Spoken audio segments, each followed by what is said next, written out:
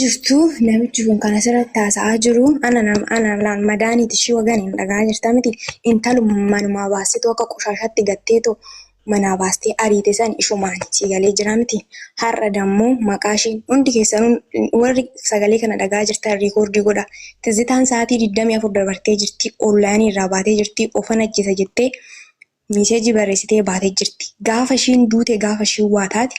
Waganee miti ummata otoo waan tokko hin godhin otoo waan tokko hin hubatiin ba'ee maqaa ishee irratti hojjetaa jiru kan hundi isaanii waagaatti kafala. Na dhaggeeffachaa jirtanitti obsishaa. Sin beeku nan beektu garuu na hubadhu.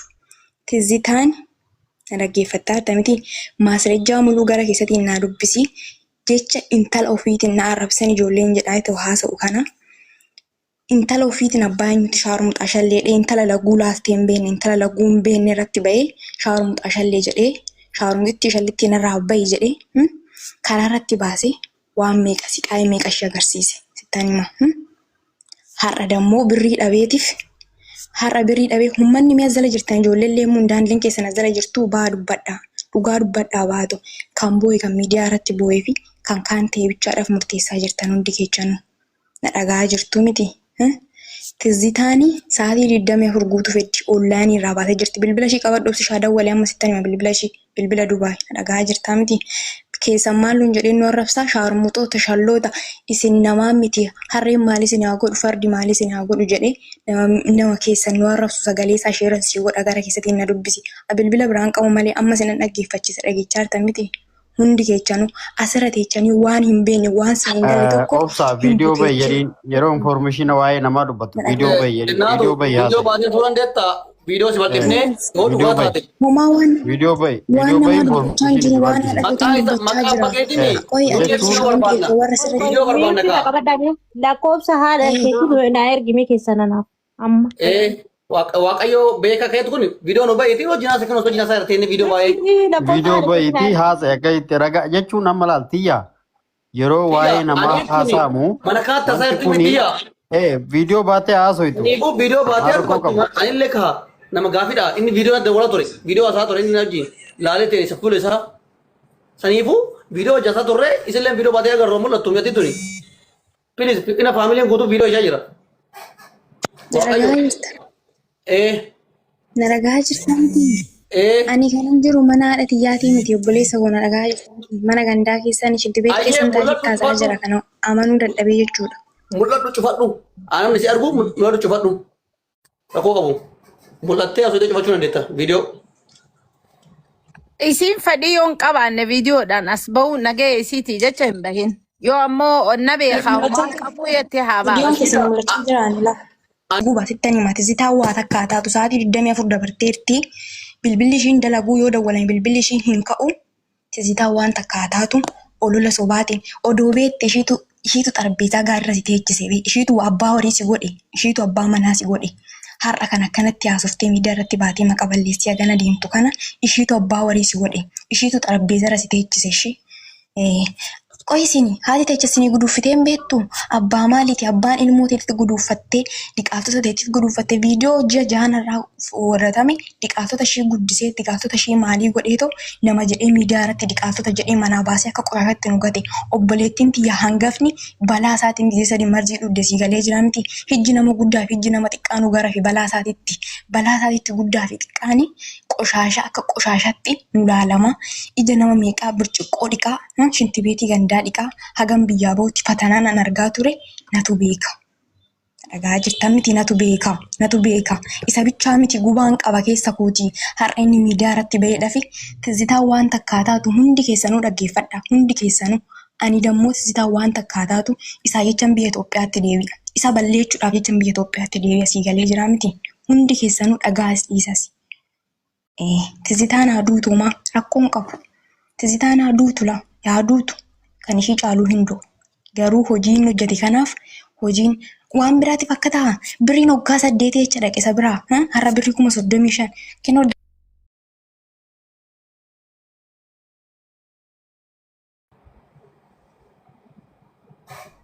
Miyuutii maaliif irra qabdan dubbatu jirti. dhagaa jirtan miti beektu. Maa qabatte haasa'e. eenyudha abbaa eenyuti ilmoo fi shaarmuxaa shallee harreen maalis yaa godhu fardi maalis yaa godhu jedhee tomi nama arrabsu abbaa eenyuti obsaa eenyudha abbaa eenyuti meenatti ma abbaan keessa siniif akkana abbaan keessa siniif akkana nuyi dirqama miidiyaa irratti baanee dubbachuu qabaannu dirqama bari namni nu dhaga'uun qabaatu jennee mataa gadi qabannee malee gubaa garaa keenya qabna dhagaa jirtaa miti gubaa garaa keenya qabna obboleessa koo har'a akkanatti fakkeessu kana galtee torbanitti gadi ishii dhiitee akka qofaatti saraatanyaan isaa lukarratti kuftee saraatanyaan qaxaree biyyaa ba'e lukarratti kufteeti harkaa baasti fuulli ishiirratti dhidhiitee jala ta'ichaa aduutuudhaafi qoisin jala jeetti isa to haaduutu jettu ija si balleecha ija keessatti balleecha luka keessatti cabsa jedhee namatti dhaadatu dadhitii tana mana kanaanarraa baasa kan nan ajjisa kan marziin kennee fi ajjisa jedhee nama dhaadatu jala ciistee haaduutu jettu sin nirrata ofiin jenne waggaa 8 waggaa 9 dabqashee akkatti shinti beetii namaa ditte caammaa akkan jenne qullaashii baatee biyya namaatti deebitee beeksisaa dhagaa jirtaa miti isin warri biyya arabaa jirtan kun homaa isiniin jedhu carraan ijoollee ishiitti carraan anaafi haadha siyarra ga'e kun mana keessan hin ga'in waan osin jaalate abbaa akkasaa isiniin kennin abbaa wushaa abbaa akkasaa isiniin jedhu kana jechuun barbaadu kun jirashee waan an godhu dhabnaa sagalee isaa dhaggeeffadhee dadhabnaa nan bilookee ofirraa godhanii karaa waa isaa bitiin harreen maalis yaa godhu harreen maalis naa godhu isin kan namaan dandeechani warri dhugaa baruu barbaaddan keessa na dubbisaa karaa waa isaa bitassin ergaani keessi kiyya na gubatee jira tizitaan aduutu miti ani garuu ishiin gaafa duuti hunda keessa waagan kafalchiise isaani jettanii ana bari idimee kiyya malee kafana narratti guure shaarmuutti intala waggaa 14 namarratti shaarmuutti shallee jedhee manaana baasee akka qofaatti nagatee burcuqqoo dhaabii ta'ee tana mana namaa keessa hojjechaa ture hoteela keessa burcuqqoo dhiqee guyyaa ganamaa galgalan jenne biyyaa ba'e gaafa dhufu eeyyanii 35 naa kafalee jira si galeeramti 35 kan isaa wallola isaanii garaadhaan qabuwan akka isaa wallolanii jiran namni natti mishin natti himanne garuu birrii naa galchinaan jettee keeta nan 53 akkaawuntii irratti galche namicha akkana jedhee gadi nama dhiitu namicha qo'isiini akkamitti yaaddu miisinan gaafadha haati teecha siniifu maa gooteen beektu warra zala jirtan kun warra zala jirtanii waan meeqa haasoftan kun isinii hin dubbatina haati yaaduutu rakkoon qabu si galee jiraamti tizitaan yaaduutu garuu hojiin hojjete kanaaf hundi keessanuu waagaatti kafaluun keessa siniin oolu maaliif wanni isin hin beekne tokko lama jedhe isinitti himuu hin danda'u abbaan ilmoo ofiitiin jecha akkanaan jedhu maanne kee obsishaa kan jettu kun atillee warra sirra jirtan hundi keessan abbaan ofii abbaadha abbaan ofii ilmoo ofitti qaba si galee jiraamti shaarmuxaa shallee narraa bahi maallaa goota jedhee manaa baasee nama ari'e isheen dammoo kana hunduma dandeessee waan meeqa dandeessee anaaf tizitaan mana naa ijaartee mana naa bitteetii miti qibaatii naa bittee dhafna waqqasaa qibaatii naa bittee dhafe inni bee ana na dhiisaa isinii galee jira miti yoo dandeessan haadhati yana hawaasa bakka jirtu. Omti bakka kana dhaga'uudhaaf kanaatis dubbattee namni karaa lameenuu dhaga'uu qabaatu. Nuti namni isiin beennu. Haadhati yana hawaasa yoo jiraattis yoo duutes yoo duutes haadhati yaa du'aashiitis haa ta'u jiraashii nan barbaadaan isinii galee jira miti. Kan dubbatee bichaa miti kan dhugaa qabu maqaa keenya hin baasnu jennee callisni malee madaa garaa keenya qabna. Idimee kiyya malee karaan natti beesii galee jira miti. Idimee kiyya malee maqaan natti bee idimee kiyya malee biyyaan hin beekne keessa tan karaattate waan meeqa hojjechaa ture. Kushina gandaa keessa burcuqqoo xaabiin ta'e balaa isaatiin jechuudha. Si galee jira miti kanti miidiyaa irratti ba'ee dubbate bichaa miti kan dhugaa qabu. Dhagaa ta'ee jechuudha. Hundi keessa nuna dhagaa jirtu. Ani waan biraan barbaadu waan barbaade isaa godhu si galee jiratti. Haadhati du'aa ishiitis haa ta'u jiraashii naa baasa. Sa'aatii 24 darbaa jirti bilbilli ishiiyyuu waama namni kaasan jiru ofan ejjeese hiikkadha maqaa balaa kiyyaan jecha iddiliin keessan irra ga'e natu akkanas hin godhe jettee miiseejii eega barreessite sa'aatii 24 guutuutti jirti. Isinii galee jira miti.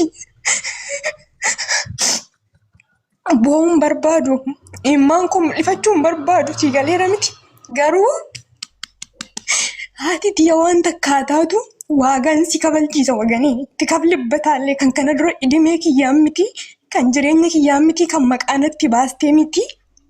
Haati tiya waan nama itti bilbilaa jira laanta biyya Itoophiyaa neetworkiin isii rakkisaa jira.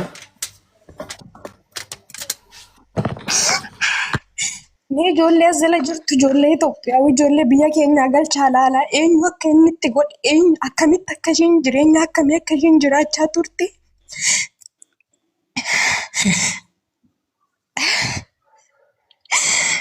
Bareedduu kana dhagayuun bari waan gaarii. Homaa isiniin hin jedhu. Laali sittiin hima obboleettii koo wanta akkasiin hin jedhu iddiliin narra ga'e kuni iddiliin ijoollee anaa fi haadha irra ga'e kuni iddiliin narra ga'e nama kamiifuu naawwa obboleettii koo nama kamiifuu intala waggaa 14 ani lagguun beeku gaafa inni manaa baasee akka qoshaashaatti dhagatu. Siigalee jira miti. Balee gara fayyadamu. Hin dhagaa jirtu horii hundi keessanuu har'a tabaddaa inni shiidha siigaleera miti.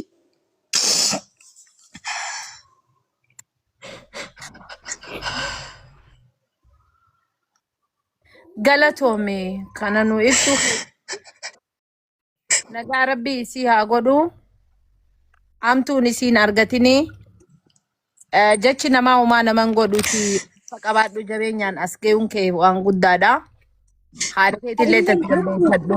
Dhaggeeffadhu obboleettii koo gara keessatti na dubbisi bilbila biraan qabu bilbila kana qofaan qaba malee sagalee isaa sinan dhaggeeffachiisa abbaan ilmoo ofiitii waan jedhu dhageessa abbaan ilmoo ofiitii waan jedhu dhageessa keessa na dubbisiifan ergaa abbaan ofii bee balleessituyyuu akkas namaan hin jedhu badduuyyuu ta'e akkas namaan hin jedhu sagalee jira miti abbaan ofii akkas namaan hin jedhu.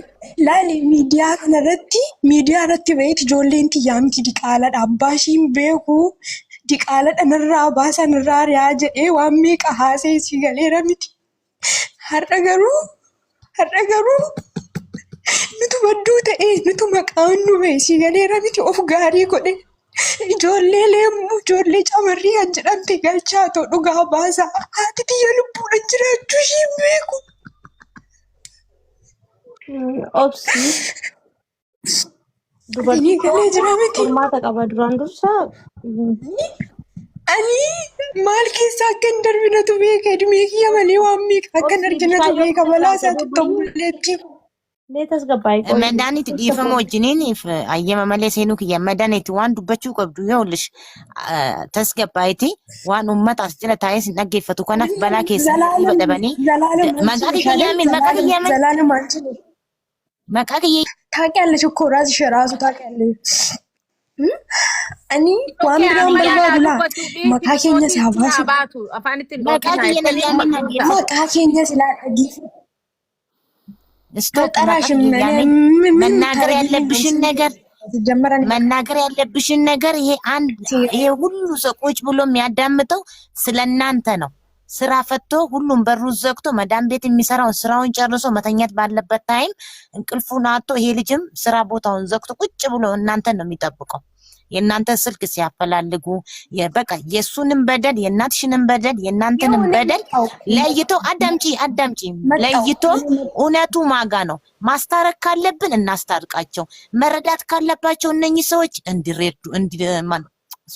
እንዲረዱ ተብሎ ነው ስልካችሁም ሲፈለለግ የነበረው። የሱን ችግር እዚህ ጋር ያለው ሰው ሁሉ አዳምጧል። የእህትሽንም ችግር ያው ብዙም ባትናገር አዳምጧል። አንቺ ነሽ የቀረሽው። አንቺ መተሻል መናገር ያለብሽን ሐሳብ ስድብ ሳታስገቢ መከበር ያለበት አካል እየተከበረ አባትሽ ነው። መጥፎ ሁላችንም እኔ ምን ይላል እግዚአብሔር ቃል ያውልሽ አዳምጪ ያውልሽ ማዳን እንጀራ ቀቅሎ መብላት ይችላል እንገርሽ አይደል? ኖ አይባልም። እኔ አይደለም የምታወሪው። ያውልሽ ማማ አዳምጪም እንኳን አባት አሁን ከሷ ጋር መወዳደር ሳይሆን የልቧን ነገርና ልክ ነሽ፣ ግን እንድትረጋጋ ነው አይባልም ይባላል የሚለው ቃል ለሷ ላይ አትጠቀሙ። ለምን መሰለሽ እሳቱ እሷን ያቃጠላት እሷ ነች የምታውቀው። ስለዚህ የምትለው በመረጋጋት ነው። አይባልም አትበይም። እሺ በመረጋጋት ነው። አንቺ ሰው እኮ ትክክለኛ ይኸውልሽ፣ አንዳንዴ ተራገቡ ሲጋት ማለት ነምን እሲቱ ዋን እሲ በከታንቲ አፍሽ አይደለም መንገርሽ አይደለም ራጫልሲስ በቃ እሲኒና ዋይ ሰውን በእንትና ሳውሪያ አባን መናፉን ጀቹ አይደለም አባን መናፉን ጀቹዳ እንጅርታ ምቲ ኤሰስ ጅራዱ ኤሰስ እኔ ምንም አይነት ነገር አልፈልግም። እናቴን በህይወት ካለች እናቴን በህይወት ፈልጉልኝ፣ በህይወት ካሌለች ሬሳውን አስገቡልኝ። ምክንያቱም 22 ሰዓት አልፏል። ሀለ ሚዴፈዱቲ ስልኪ ቁጥሪሲ ዮኪን ኤርጊ ሀለ ከሚስ ሲሰቁ ደንደነረ ለኮብስ ሲና ኤርጊ ሲንጀለ አንቶኒ ሃዱበቱ ሬፎ ጉን ነመራ ገቡሳ አነሌተው ገቡኔን አባን ሲን ፌቴ ወጃ ዱበቱ ጉንጆ አከ እሲ ራያደ ሙሙርተኔ ሚት ኤገ አባሱ ነብይ ጉን አይደለም ችግር የለውም። እኔ እኔ መጀመሪያ ምንም ነገር ማውራት አልፈለኩም፣ ግን እዚህ ማውራት ነው የምፈልገው። ማውራቱ ካልቀረ ይወራ ችግር የለውም። እኔ መጀመሪያ ማውራት አልፈለኩም፣ ገባ መናገር አልፈለኩም። شوفي ميمي شوفي ايش بك شيء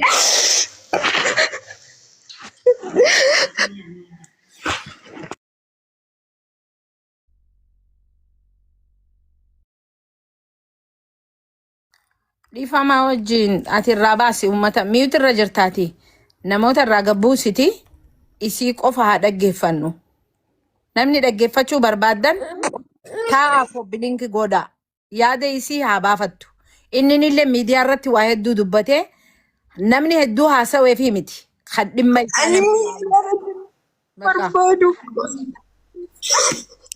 Follow si godhuu dadhabnee jirra. Follow namarraa private ani miidiyaa irratti waa'ee koo dubbachuun barbaadu. Waa'ee koo laalii baradheen jiraani. Arraba isaatillee baradheen jira.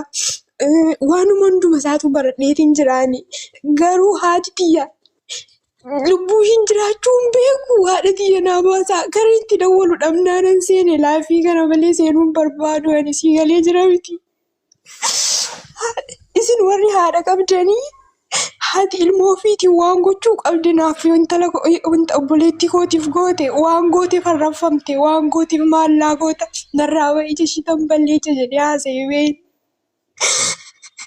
Hundi keessanii haadha xiyya bichaan barbaada. Duute illee taanan du'aa ishiin barbaada. Jiraatte illee taanan jiraa ishiin barbaada. Waan barbaadu waan barbaade haa godhu waan barbaades jedhee haa gossatu.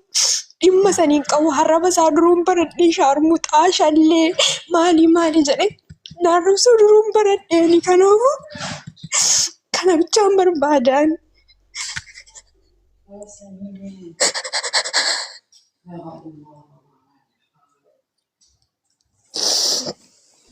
bareeddoo guutas gabbooytee waan ati feetu dubbattee miti. Amma laal namoonni karaa lameenuu dhaga'utti jiru. Kan isaa qofa dhaga'anii isii waan takka godhan namni ja'u jiru hin jiru rabbi nagaa isii haa godhu. Obsaan waan dubbattu dubbadhu akkuma reefuutitti haadhatee ammoo rabbi si haa baasu rakkina keessa rabbi si haa baasu. Wanni kee piraayiveetiidha.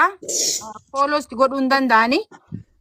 Isaaf fooloo deebisii abbaa mana kanaatii fi bilbila illee keessaan ergii fi akkasitti keessaan wal dubbisaadha. Hawaasa irratti gadi bahaa jechuudha. Haadhatee ammoo rabbi si haa baasu tolee obsi.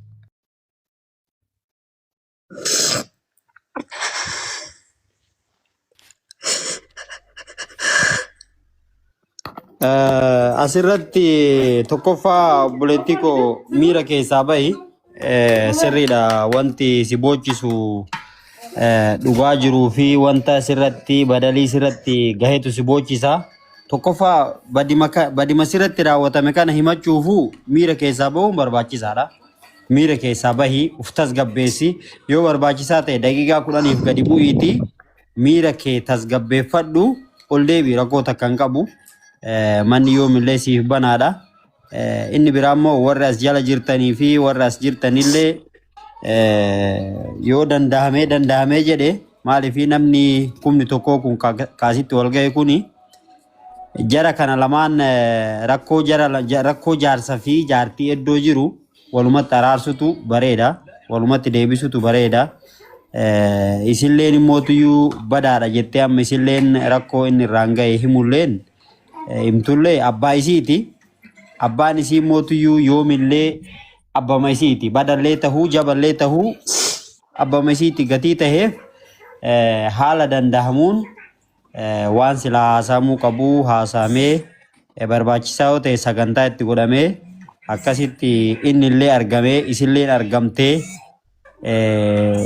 obboleettiin teenya taa'ammas keessa jirtu tun illee argamtee akkasitti furmaata tokkorra gatii gahuun dandahamuuf yoommoo akkatti amma isiin bootti amma waan isiin himatte keessa naxibii 2-3 qofa kan qabadhe ammaan walumaa galatti arrabni arrabsoodha. Gatii miira keessa jirtuuf boo'ichaan himatti waanuma sanarra deddeebi'aa jirti. Miira keessa jirti sirriidha. Akkatti osoo hin taane wanta silaa sirriidha miidhamte namni lafatti hin boo'u. Kanaaf wanta asirratti godhamuu qabu osoo zaamaa wanni olii gadi godhuu hin taane yoo dandahame isa amma itti bilbilamee boru sa'aatii itti argamu godhamu. Haati teellee sa'aatii itti argamtu yoo dandeettee dhiheessuu dandeettee sa'aatii kanatti isin argamuu ni dandeetti jedhi akkasitti nu beeksisi. Akkasi sagantaa kana garasitti jijjiiruutu bareeda malee. Yoo jiraatte si agarsiisa bee yoo jiraatte si kenname. Amar gijee tokko deeffamuu nama cufataan hin dandeessu yaa keessaan katabduufi abbaa manaatiif. Warri lakkoofsa haadha isii isirraa fudhatuu barbaadanii keessan dubbisaati. Intala biyya ishiiti qoymiyanii naannoo tokko bakka bareeduudhaaf kennuu ni dandeetta. Bareeduun erga intala biyya keetii tahee bareeduudhaaf kenni. Bareeduu dubbisiiti bashaaduu dubbisiiti maqama bareedan si waame bareeduu jechuullee isii tana dubbisiiti lakkoofsa irraa fudhu waliin haasayi.